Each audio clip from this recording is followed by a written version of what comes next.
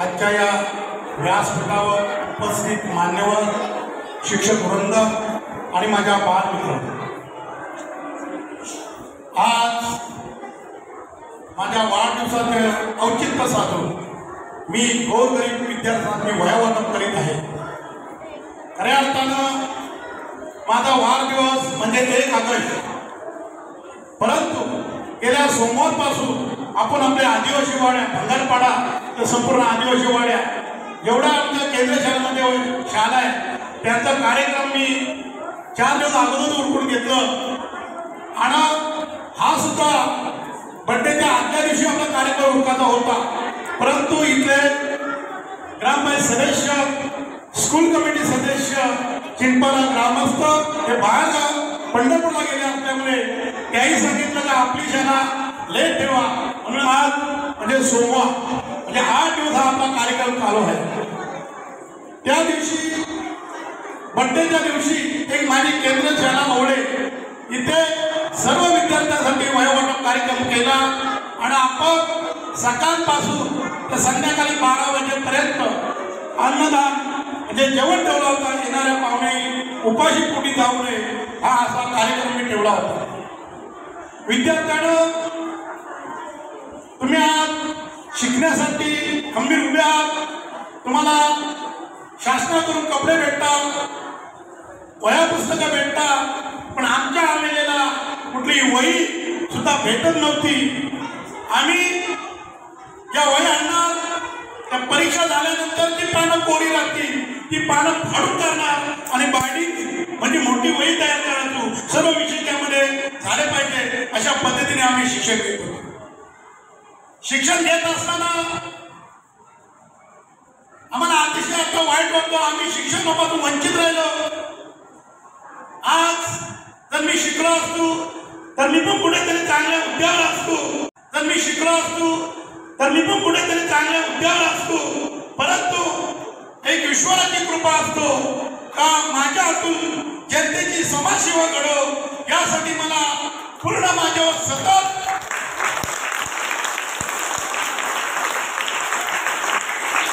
पदक माझ्या नशिबात मिळत असतात। मी आज काँग्रेस पक्षाचा पनवेल तालुका काँग्रेस अध्यक्ष आहे। मी या प्रकल्पग्रस्त स्वर्गीय दिमा पाटील साहेब कृती समितीचा 27 गावचा सुद्धा मी अध्यक्ष आहे। अनेक पद माझ्या पदरी आलेले आहेत, मी पदाला विरोध करतो, मला पद नको, मला टाइम भेटत नाही, तरी सुद्धा माझ्यावर सतत पदांचा वर्षाव होत असतो। विद्यार्थ्यांना समाजाची सेवा करण्यासाठी आपली आपुलकी, आपली जाण ही ठेवायला पाहिजे। त्या पद्धतीनं माझ्या वडिलांनी सुद्धा सांगलं आपण जन्माला आपण समाजसेवा करीत आहोत। जसे माझे वडील समाजसेवा करीत होतो त्यांच्या पावलावर पाऊल ठेवून मी आजही वयाच्या 55 वर्षामध्ये मी जात आहे आणि मी पण तीच सेवा करीत आहे। आज विद्यार्थ्यांनो, मला या प्रत्येक शाळेमध्ये येऊन एवढा आनंद वाटतो त्या चिमुकल्यांच्या मुखातून चांगलं गीतं ऐकायला भेटतात, सर्वांची चेहरा बघून माझं मन भरून जातो। आज कुठल्याही आदिवासी वाडी असो तिथे 10 मुलं असली तर मी स्वतःहून तिथे जाऊन वह्या करीत असतो। त्या दिवशी वाघिणीला सुद्धा गेलो, परिस्थिती फार गंभीर आहे, खाली वर्गामध्ये पाणी साचलेलं आहे, इथं फक्त 10 मुलं आहे, कारण कॉलनीत राहायला आल्यामुळे तिथं पटसंख्या कमी झालेली आहे। ज्या ज्या शाळेमध्ये पटसंख्या ठराविक ठिकाणी मोठी आहे, मग पारगाव दापोलीची 227 मुलं आहे, माझ्या ओढ्यामध्ये 200 मुलं आहेत आणि आज या शाळेमध्ये म्हणजे सर्वात मोठा संख्या म्हणजे पटसंख्या आहे। पटसंख्या कमी झाली तर आपला शिक्षक कमी होत असतो, परंतु आपल्या ग्रामस्थांनी प्रत्येकाने जातीला लक्ष आपली शाळा कशी वाचवता येईल यासाठी आपण प्रामुख्याने प्रयत्न करायला पाहिजे. आपली मुलं त्या शाळेमध्ये शिकायला पाहिजे. यासाठी आपल्या पालकाने मदत करायला पाहिजे. जर आपली शाळा वाचली तर आपण चांगल्या प्रकारे शाळेचं भवितव्य शिक्षक प्रशासन करून जे आता आमची कमिटीच्या माध्यमातून कुठलीही ग्रँड असो तर आमचे सचिव प्रेम पाटील साहेब आहेत, विक्रांत आहेत, कटेकर साहेब आहेत, आमची जी कमिटी आहे हे खरोखरच जनतेच्या आणि या प्रकल्पग्रस्तांच्या भूमिपुत्रासाठी सदैव मेहनत करून त्यांना न्याय मिळवण्याचं काम करत आहे. आज आमची कमिटी स्थापन झाल्यापासून 3 ते 4 वर्ष झाली सतत शिडकोच्या विरोधात आम्ही आंदोलने छेडली जातात. वेगवेगळ्या पद्धतीने आम्ही आंदोलन करत असतो आणि शिडकोला आम्ही धारीवर करूया.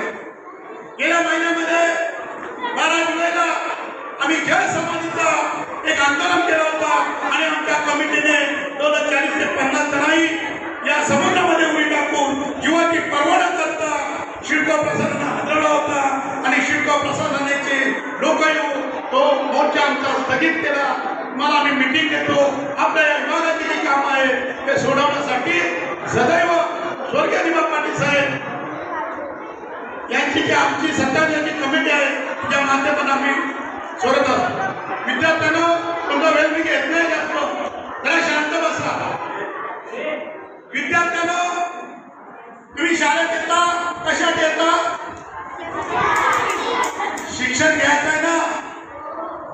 आई वडिलांचं पोषण कोण करणार? मग नोकरीला लागायचं आहे ना.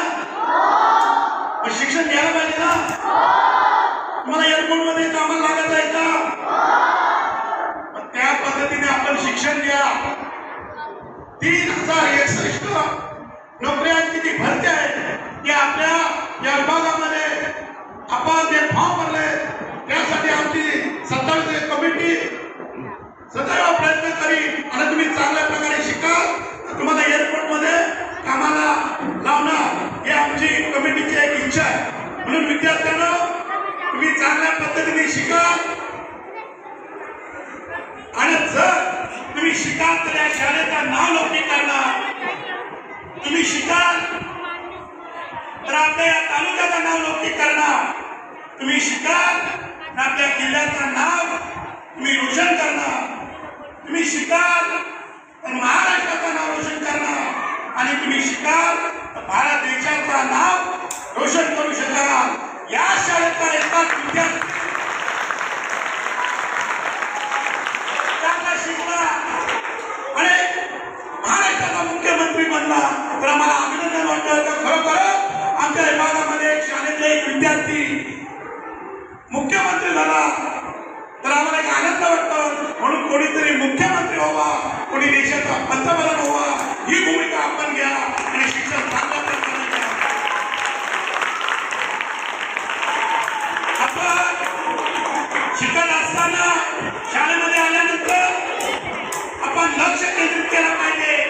शिक्षक आपल्याला काय शिकवतात याच्याकडे लक्ष देऊन चांगल्या प्रकारे वर्गामध्ये 1 नंबर कसा येईल त्याचा प्रत्येकाने विचार करा.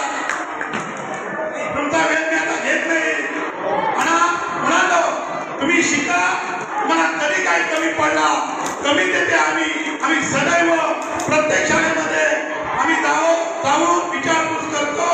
कुठला विद्यार्थी गरीब असेल त्याला शिक्षणाची जर शिक्षण घेणे काही कमी पडत असेल तर शिक्षक वृंदाला माझी विनंती आहे कधी पण तुम्ही आमच्यासाठी हात मारा. आम्ही सदैव त्यासाठी खंबीरपणे उभा आहोत. आज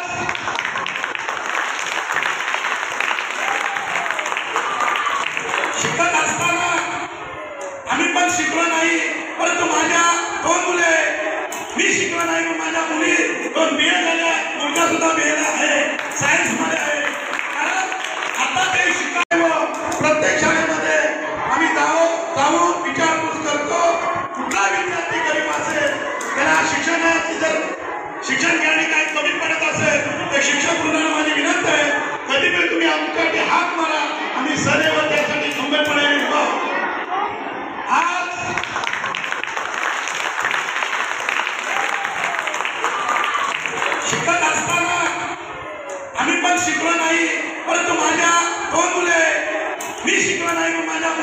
दोन BA झाल्या, मुलगा सुद्धा BA ला आहे, सायन्स मध्ये आहे. कारण आता ते शिकावं आणि कुठेतरी वडील शिकले नाही, वडिलांना ते भारत करावं. आज माझा मुलगा आला नाही, मी त्याला आमंत्रित केलं होतं, तू शाळेत आहे. तसं मी समाजाची एक नाळ जोडलेला आहे. या पद्धतीने त्रिपुर समाजाची सेवा करण्याची सुरुवात कर. परंतु त्यांचा आस असल्यामुळे ते कॉलेजला गेला. त्याला मी सदैव वयोवाटाला मी फिरत असतो. मी जाता जाता तुम्हाला सांगू इच्छितो, विद्यार्थ्यांना तुम्ही शिक्षण घ्या, शिक्षण घ्या. एवढं बोलून माझे दोन शब्द संपवतो.